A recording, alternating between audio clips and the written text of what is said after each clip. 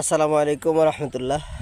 দেশ ও দেশের বাইরে যে যেখান থেকে আমাকে দেখছেন সকলকে ঈদ পরবর্তী শুভেচ্ছা। আমি এখন আছি আমাদের ফসলের ক্ষেতে। এখানে আমি সামান্য একটু অংশ জমি করেছি, ধান করেছি। আলহামদুলিল্লাহ আমার জমিতে মুকুল আসছে, মাত্র বের হতেছে। আপনাদের দোয়া, আপনাদেরকে যদি একটু দেখাইতে চাই, দেখেন। আলহামদুলিল্লাহ সুম্মা আলহামদুলিল্লাহ তাবারাকাল্লাহ। আপনাদের দোয়া এবং আল্লাহর রহমতে আমার জমিতে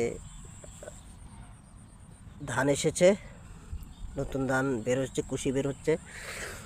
পরিপূর্ণ হয় নাই এখনও, যদিও পার্শ্ববর্তী যে জমি আছে ওগুলাতে পুরোপুরি ধান চলে আসছে।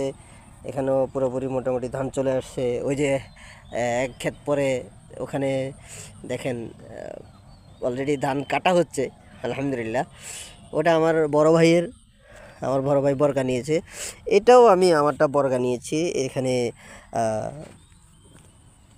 যেটা 2 গন্ডা বলে আমাদের এদিকে, আমাদের লাকসামের 2 গন্ডা বলে, অর্থাৎ 6 দুগুণে 12 ডিসিম জায়গা। এখানে 12 শতাংশ জায়গার মধ্যে আমি বর্গা নিয়ে আলহামদুলিল্লাহ। তো সময় দিতে পারি না, তো আসলে সময় পাই না। তো যদি যতটুকু পাই আসি, দেখি এই। তো সবাই আমার জন্য দোয়া করবেন, আমার ফসলের যেন ধান ভালো হয়, সেটা আপনাদের কাছে কামনা করছি। আসলে নিজের ফসল, নিজের ক্ষেত বলে কথা, একটু তো তদারকি করতেই হয়, একটু তো দেখতেই হয়। আলহামদুলিল্লাহ সুম্মা আলহামদুলিল্লাহ।